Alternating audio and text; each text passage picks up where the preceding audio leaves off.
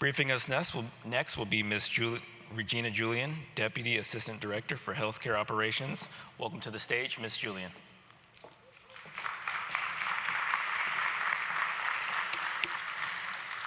Thank you and good morning. This is my third DHITS, and I always am surprised when Mr. Flanders asks me to brief, because this, they said, just push the green button, is the limits of most of my technological capabilities. And so I do embrace technology, I just need help, because his help desk knows me by the sound of my whimpering when I call, and they're like, Miss Julian, it'll be okay, we'll fix it for you. So I'm gonna make a brief departure in what you've been hearing so far, but it all really works together. Oh, they told me when I turn, I have to go like this. All right, so I know that'll look awkward. And I'm going to talk about healthcare and what we're doing and why we're doing it, and how we need all of your help to get where we need to go. So congratulations, I see General Taylor, and it's so funny, a few minutes ago before we started, he said, I remember when you were talking to me when he was the director at Madigan, he said, wow, we really need to identify certain MTFs and make strategic investments in those, because those MTFs have the patience, and they have the capabilities, and they have the mission, and we really need to focus our efforts, because we don't have money for everything, everywhere, for everybody anymore. And that's actually where our strategy is. Last year I talked about an overarching strategy, and I'll touch on what we're doing for all MTFs slightly, but I want to discuss with you what our proximate strategy is right now. And what we're doing, why are we doing it? The short answer is because we must. So let's see how well I do. Oh, I can see. I'm sorry. I have no disclosures. I still don't like my picture this year. And this is what we're going to talk about. So what are we doing? It's very simple. Our elevator speech. We are increasing volume and case mix / complexity at our 15 largest core MTFs. There's 10 additional MTFs, so I'll show you where on our next slide. But the why is related to 4 of our mission sets at the Defense Health Agency. Number 1, medical readiness. That's what the combatant commanders, the line commanders expect. We had it in a different order last year, and they said, we need our forces ready to go. And I will tell you, and I'm looking at Dr. McGinnis, that was what he was talking about, and we need to have them off limb-do and back in the fight, or we need to move them forward to the next phase of their life. Now, I'm retired Air Force. My father was Army. Yes, he looked at me and said, you need to go in the Air Force. And then, I won't tell you why, but you can probably figure it out. And then both of my grandfathers, one in D-Day, one in Anzio. All right, so this is a family business. And nobody has got their head in the game in a deployed location in wartime or training if their families are not being taken care of. So those are our first priorities.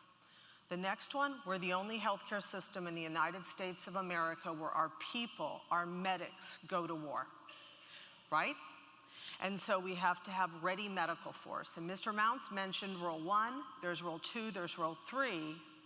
And those medics largely are training in our military medical treatment facilities. There's other partnerships, but the main place is in our MTFs. And then we have to make our own. So medical force generation. Those are our GME, our GDE, our enlisted training, our nurses, and that's the second thing we have to do. Now there is another role, and that's 4. And those are our large casualty reception sites. So what I call the cutest plane in the world will be rolling in a C-17 to the largest locations and offloading patients. And they need to be taken care of. And then they need to go to the next group of MTFs so that the next C-17 full of patients comes in, and we have to be ready all the time for that. And then finally, we provide the benefit, quality, safe care in direct care, in our partners with the managed care support contractor, an emerging area with the VA, and with other partnerships. So a couple years ago, I was traveling with Jennifer Gurney, who's the chief of our joint trauma system, and someone asked her, how do we prepare for a casualty reception site? And she said, volume and complexity, a lot of it. I'm looking at Dr. Manning, who trained at Madigan, and that's where I met General Taylor, and she said, this is terrible, because we walked in and we called out hello, and we really heard our own echo. And when I was a teenager and she trained for her fellowship, she said, you know, you could feel the building hum. So we want our buildings humming again for those 4 mission sets. And she said, back then we were concerned about doing quality safe care because we were so full. Now we just don't have enough patients. So that's why we're moving in that direction. So this is the way. I'm gonna always write down what people say he left. So remember to tell Dr. Deal that I quoted him. We're leaning forward and we're being proactive, and we're doing it because we don't have a choice. So I didn't bring my glasses. I brought my notes. I don't know what I'm looking at. It all looks like black and white rolling together, but here we go. Here they are. This is the where. Many of the common ones you hear about, all 5 of the first Roll 4 casualty reception are on there, and who are the next 10? So Evans is one, so the Academy in Peterson is on there. They're a health system. We have Blanchfield, the 101st Screaming Eagles at Fort Campbell. That's a large troop concentration area. And this is where we're doing all 4 of those activities that I just talked about and strategically investing in those locations. And in 2 weeks, the 9th through the 12th of September, Dr. Manning and I have been asked to put together a training session with many wonderful people back at DHA for the DHNs and these MTFs, and I'll show you what they're charged to do. But first, we were talking about people who have left us, and by that I don't mean die, I mean moved on to different jobs. And one of them who wasn't mentioned is a personal mentor of mine and sometimes a thorn in my side, and that is Mr. Robert Goodman. And I really valued him because he and I did everything together, and I for the first time, got to be good cop, and he was bad cop. So I don't know who's gonna do that, but together we made sure that we got everybody in alignment to where we need to go. And that is, and I'll quote General Harrell from the Air Force, gone are the days where each MTF gets to decide their own thing and go their own way. We have standard processes, we have standard sizes and scopes. Thank you to Miss English, our J1 and our newest SES. Welcome to the family. And we have unit manning documents. That's an Air Force word. I wanted it, UMD. And then we have resourcing strategy, and that's what Mr. Goodman and I have done. Your resource to performance and your mission. So all those ones we just looked at on the left side, the 15, they're supposed to follow their business plan. They need to re-attract care. They shouldn't leak care, and they need to provide great care. The smaller ones, a lot of Air Force MTFs, they need to take care of their patients, and most of those patients are active duty and family members. They need to perform to the amount of money we're giving them, and just don't leak beyond weekends and nights. So we've kept it very, very simple.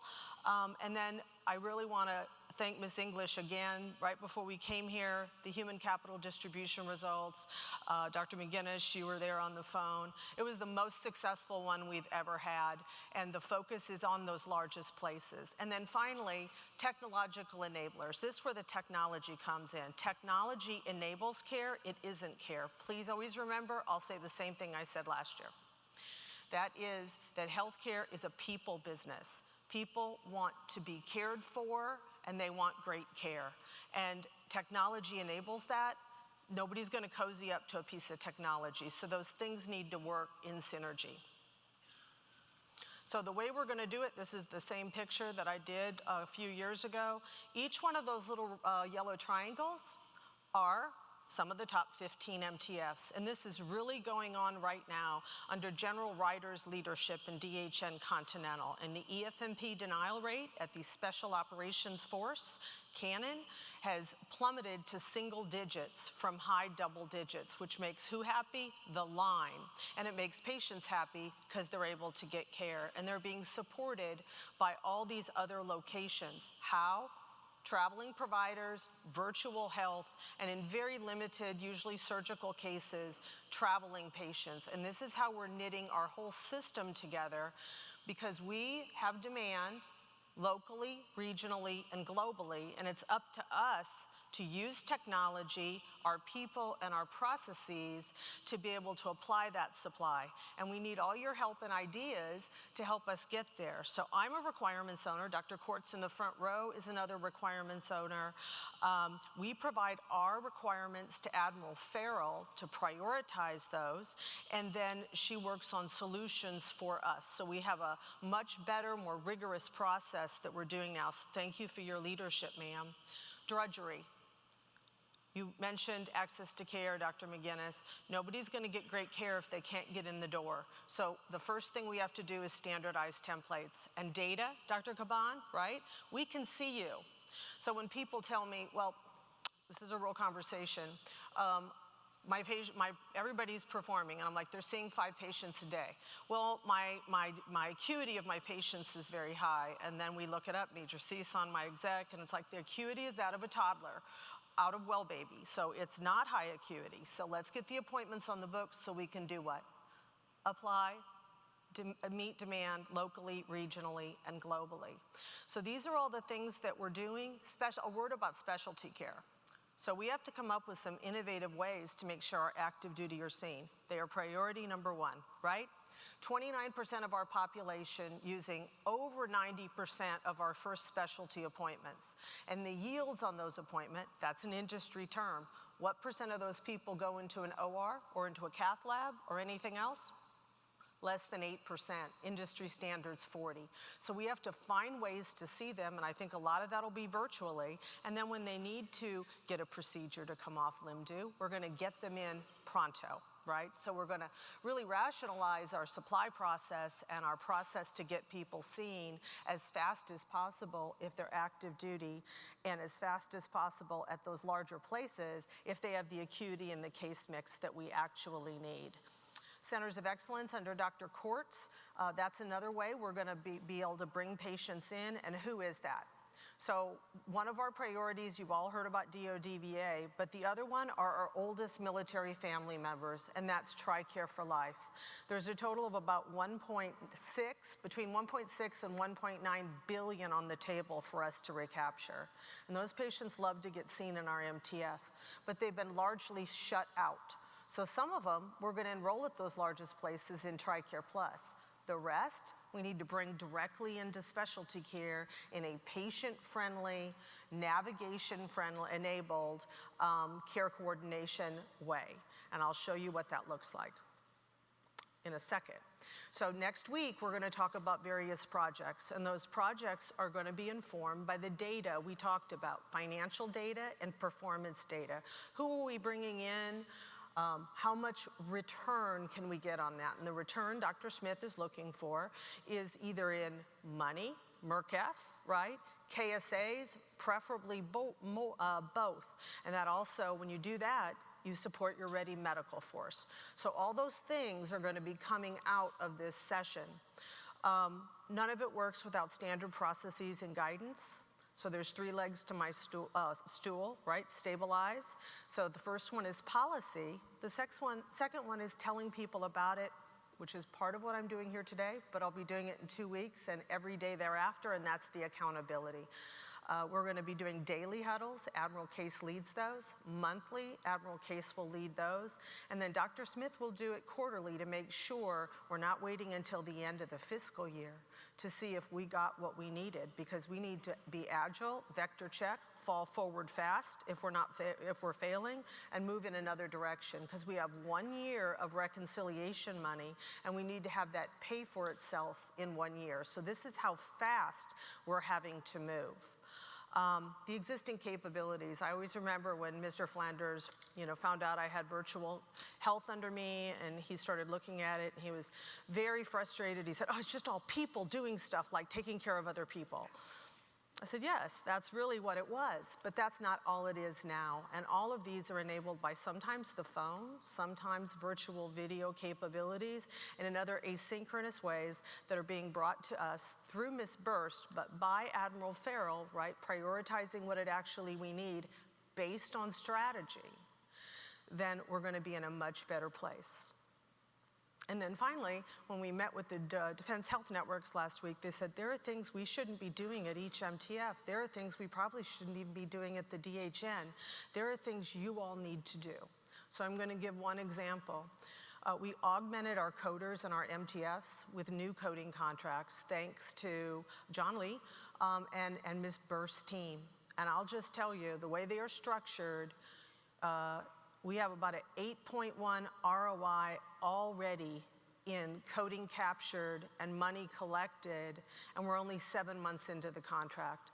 I tell you that so that you can see what kind of return we're looking for to keep the direct care system viable so that we can do our part to support the National Defense Strategy and the military medical departments. So here's a ways and means. Nothing happens. Who's flying back? I just want to make sure people are awake, because I saw people running for the exit. I thought it was the running of the bulls in Pamplona. Anybody flying back? All right, well, I am, and I don't want to do that without air traffic control. And so we are going to develop regional care coordination centers. We're going back and forth. Do we call them ERMACs? That we're letting the DHNs decide, not sure where they're going to be. We want the DHNs to have a say in that. But this is part of what we have to do. Keep care in, keep a customer. Bring care in, bring that care in from the outside to do our strategy. Does that make sense to everybody? That'll be VA. That'll be other partners. That'll be our MERCF patients, and those will be our own prime to our MTFs.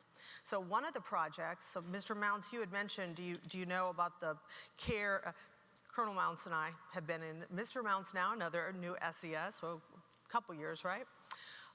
He said, well, the first day, how do you know about the health care of the people that aren't seen in the direct care system? So Chris Nichols has the MIP, EDIS, I think is his office symbol. I just call Chris, help me. And so we can see that, and that all goes into the MIP. And Dr. Caban's people pulled a bunch of what we call utilization management products. It tells us who our patients are and what they need and where they are. And we're going to use that data in 2 weeks to decide and geo-target where we're going to start reattracting patients. And the other way, when we bring people in, we need to know their record. They may not walk in with that. We have health information exchange to about 95% of healthcare systems in the United States of America through MHS Genesis under Admiral Farrell. I promise I'm getting to the end. So this is just our near-term, long-term, so you all see where we're going and try to see yourselves in this. We have DHN Continental. We love to find great ideas. They've figured out a way to know where every appointment is in the system and who has an appointment at 10 o'clock tomorrow for an active duty, maybe an active duty at Minot Air Force Base, and the appointment could be at Evans Army Community Hospital. So using that air traffic control, that's how we're going to tie all that together. We had Viper. Remember, I talked about Viper last year. Well, now it's integrated with the nurse advice line. So if you're triaged by a nurse and you need an appointment, and we can't find you one in a MTF, we get you a virtual appointment through one of our own providers who documents in MHS Genesis, writes prescriptions in MHS Genesis, and we're going to add unused MTF capacity into that so we can do what? Meet demand locally, regionally, and globally. And then finally, we know we can't do all this with just people. So our long-term strategy is, what are those things we can automate? What parts of appointing and referrals, that was a question on the first day, can we automate? What other kind of auto capabilities are there? And I know Admiral Farrell's gonna work with Ms. Burst and have industry day, and we're gonna look and see really what's out there to meet the strategy. And that's what I wanted to show all you, so when you see those notices go out, you'll know what the actual strategy is. And then this is my last slide before I say thank you to all of you. We're organizing further in a standardized way, and the catalysts are different. We've organized pathology by hub and spoke. We're down 30% pathologists in the next 5 years. So do I need them at a small place, or do I need them at a large place, and use technology to be able to read those specimens when they're shipped to them? Teleradiology, very similar, same type of manning constraints. And then reference labs. We are sending everything out to the network when we have unused equipment and people at the larger reference labs. So that is actually underway, and other centralized services that we're doing. Standard medical equipment. What you do will now determine what you get. Again, gone are the days when a provider comes in and said, when I was in my residency, I had this, I don't want that. The answer is, you're gonna get this, you're not gonna get that. And that's how we're gonna eliminate redundancy and have better life cycle management. And I wanna thank the J6 team. They work with me. They work for Mr. Flanders, but they work with me on that all the time. Inpatient behavioral health, we do that better for our active duty. Much shorter length of stay, better retention. Those are the keys, right? Get them back to where they need to be and keep them in the service. So we're working on that. And then I already talked to you about coding. So here's my session evaluation, but I want to make a final word about partnership, and I want to tie in readiness and where we are in Nashville. So a year and a half ago, I was literally ironing my ball gown. I was a guest speaker at Fort Riley at their Christmas ball, and I got a call from Colonel Gurney, and she said, one of my patients is dying. And he was active duty, I won't tell you what service, but he was injured in a terrible accident while on deployment. He is, to this day, the world's longest ECMO patient. And she said it was moral injury for all the trauma surgeons because they could not get a plane out. They couldn't get anyone to approve it. They didn't know what to do about it. And they wanted to save this young active duty service member who was out deployed in service of his country. And so this was the partnership.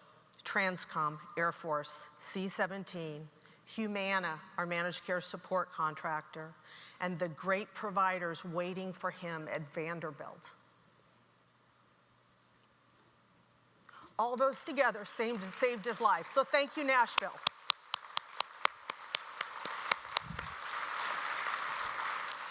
I got in a little trouble after that. Probably worked outside my scope, but sometimes one has to do what one thinks is right.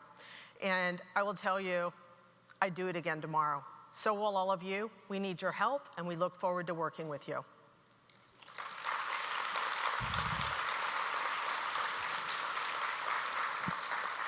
I hope I have no questions. There's a few, ma'am. Okay. So first one, when will the standardized templates be available in Genesis, and will they require appointments to be bookable through the patient portal? The 13th of September, after this course, we all voted 2 weeks ago. Dr. Manning co-led the training with me, and they're going to put those capabilities to the network and watch them. I will tell you, General Ryder already goes in and looks at them. So anybody at Continental, you already know that, right? So those are, the new guidance is going to be going out. It's already gone through Dr. Manning, OGC, the union. It's 60, 25, 15, and it has those standard templates. And we're going to go in and fix them. If they're not right, not me, the networks are going to go fix them. So right after this course, that is one of the ones for everybody to have on their project. The second part was bookable in Genesis. Yes, they all must be bookable. Right now, a lot of them, what the game sometimes people play, and they do it for good reasons. This person needs to see that, and this person needs to see that. They limit who can book. And so the nurse advice line can't find anything to book into when I have 40% open appointments. So we're going to limit all that with Colonel Connor and Admiral Farrell's place, because a wasted appointment is a waste of money, and we have to send people out to the network. So I would end up, as fast as I told you we're moving, those things are going to be fast. That's why I put it number one. So I appreciate that was a question. Yes, ma'am. And we'll go to this gentleman over here. Hi there. Good morning, ma'am. Thank you. My name is Dr. Andy Huang. I am with BUMED. And one question that I have is in regarding to tracking access to care. So could you elaborate if there's been any discussions or efforts towards more accurately tracking time to appointment? Because with our access to MDR Genesis, we can see the time it takes between when they successfully made the appointment and when they receive care. However, we're kind of blind to any previous attempts that they've made where they were unsuccessful in being able to schedule said appointment. So I was wondering if there's been any thoughts on that, because say, we say that it takes 20 days to see their provider, but in reality, it might actually take months and months because they haven't been able to schedule that in. Thank you. So we're supposed to do first call resolution. I can't see who's calling right now. They call from a home phone. They could call from their office. Can't really see that. That's something we could try to look at potentially. What's that? We've always, since the MHS review of access, quality, and safety, someone once said, I want to buy everybody yellow notebooks, and I want all your appointment clerks to put write on a piece of paper every time someone calls and didn't get an appointment. And so that's not really feasible. What are ways that we can do that? Don't know, but what we can do is amplify first call resolution and make sure they get an appointment. That is a Secretary of Defense requirement that has never been rescinded since August 2014. The other one I thought you were going to ask is something that now in Genesis we have, and that was, I don't know if you guys realize, I hear a lot of hyperbole in my job. It takes 10 years to get an appointment. Yeah, they get an appointment, but they don't get surgery for 10 years. And I'm like, wow, that's a long time. Is that true? And the answer is the average is 28 days. And the average in the private sector, unless you're a trauma patient or some other kind of an emergency, is up to 6 months. So we have it by CPT code, by diagnosis, by person, by MTF now, and the range is very small. So we're actually getting people in for surgery, and we also look at it by BenCat. So I tell you that not as a rationalization to your answer, but the data are getting better so that we can look at that. What I would say is, patient experience falls under me. We have patient advocates. If you call and you don't get help, go to see your patient advocate. They're trained. This is what they're there for. They're called an advocate because they're the patient's advocate. So please pass that along. Thank you, ma'am. We'll go to this. Hello. Hello. My name is Libby Campbell, and I'm with Ignite Digital Services. And before I get into my question, What services? I'm sorry. Ignite Digital Services. Yes, ma'am. And before I get into my question, as a disabled veteran, I just want to thank you and everybody in this room that have done everything for the veterans and for the active duty. Without you guys, I don't know where I'd be today, so thank you. And then my question is, in terms of your schedule and plans, can you address how you plan to incorporate the USNS Mercy and Comfort? So it seems like we accommodate them all the time. So first of all, I mentioned Mr. Goodman. In the business planning, we say, what known readiness deployments do you have that are going out? Mercy from San Diego, right? And the Comfort from Portsmouth. So we know when they're going out. We have to plan for when they're going out. People need to go in there to backfill as needed, or we use the network. So that usually isn't a surprise. And so we do make those plans, and we have to accommodate that. And because those are remember, our largest 15, our top 5 has among them Portsmouth and San Diego. So part of our projects is how do we make sure that we don't have great care 9 months of the year at those locations, because that's what happens, and then nothing for 3 months because they're doing their mission. So that is something that we're working on. Thank you. Because that's 1,000 people, by the way. We've got time for 2 more questions, ma'am, so we'll take this gentleman here. That's really, can I just tell you, normally I overtalk my time, so I'm excited. Go right ahead. Ralph Franco, J6 Operations. Can you tell us a little bit more about how we're benchmarking ourselves against industry standards and trying to get closer to what would be optimal? Whenever there's an industry, well, the first thing I do is, besides reading peer-reviewed journals, we should all be doing that in our particular area, is I look up what the industry standard is. So I'm just not guessing, I find out. And then I go to ACHE seminars for leaders, and I find out what that is. So that's something Dr. Smith and Dr. Deal always ask us, is there an industry standard for that? And if there is, that's what we try to shoot for. If the industry standard isn't as good as where we want to be, we overshoot that and make our own target. Does that make sense? So yield was something that is something I mentioned. Do you guys know what access to care standards are in the United States on average for acute care? 72 to 96 hours. There's no other healthcare system besides the VA that has as rigorous, and as it happens, I help them develop theirs, right? Routine is 15 to 21 days, not 7, which is what we have, all right? Specialty care, it's all about 28 days for that first appointment. But again, I mentioned it's about 6 months in a lot of metropolitan areas for surgery. So it's always good to not pat ourselves in the back that we're better, but figure out how we can get better. And if we think we can exceed that industry standard, and I'll tell you somewhere we do. 2 of them. NISQIP. Every one of our hospitals are part of NISQIP, the National Surgical Quality Improvement Program, the premier way of evaluating quality and safety in surgery. 100%. 11% of hospitals in the United States of America do. Vanderbilt is one, Mayo is another, your local community hospital probably isn't. And another one is Leapfrog. We have the highest percent of hospitals that are in A. And I'll tell you 2 ways that we did it, and both of them have to do with technology. 1, barcoding changed the game for us.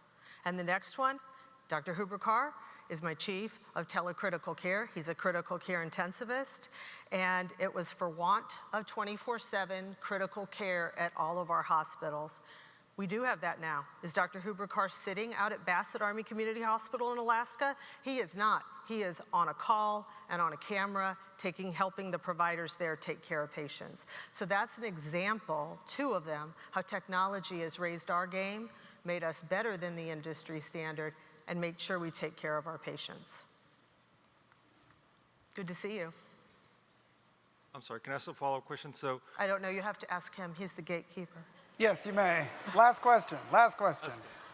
so what do you see kind of on the horizon that are technology things that we need to be working on to help deliver care? I'll give an example, radio frequency ID. You know, when we started asset tagging everything, all of a sudden we didn't need as many infusion pumps. We didn't need as many C-arms because we could see where they were and see which ones were clean and not clean. So what are things like that that you see on the horizon that we need to get after for you? Number 1, in partnership with Mr. Flanders, keep up the good work in identifying to us people who went off and bought stuff that don't have an RMF framework and don't have an ATO, and they want to connect to Genesis. But the other ones are much, and Mr. Flanders mentioned it when he was up here, please make sure that our systems can enable the capabilities we are bringing to bear. It doesn't help us to have a virtual video capability when we don't have the bandwidth to support it, and that continues to be something that we struggle with. But what is the most common way in the United States of America for patients to talk to their providers? Do you guys know? It's the telephone, and we've been using it since it was invented by Alexander Graham Bell. And we have an emerging telephone problem. Truly, that's what my provider, he's like, you sick, I don't want to see you. And you can talk to me on the phone. And I'm glad, because I don't want anybody to see me when I'm sick. We need the phones to work. And we need our phones specifically in our air traffic control appointment desk to work at all times. Because when those phones go down and the patient calls and what do they think? They don't think, oh, the phones are down. They think, I can't get an appointment. So all of this has to work together. And so that's a great question. Thank you for that. You don't get a third. Thank you so much for your time, Ms. Julian. You're welcome.